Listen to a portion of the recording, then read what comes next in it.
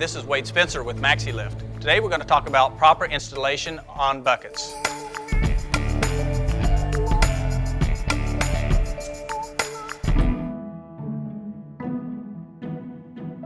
First, you have your 1/2 inch drill with the clutch on it. First thing you need to do is start on one bolt to check the torqueness. Make sure you are at proper tension. And start tighten one and feel. Right now it's still protruding a little bit, so I need to tighten my clutch a little bit to make it nice and flush. Once you got it nice and flush, you can move on.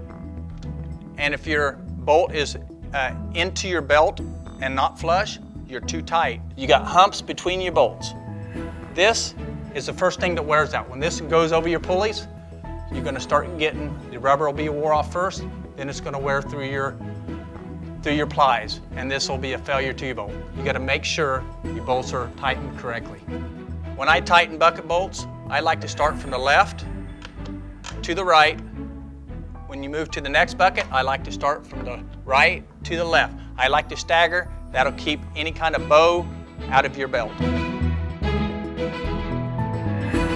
For more videos like this, check out maxilift.com, and thanks for watching.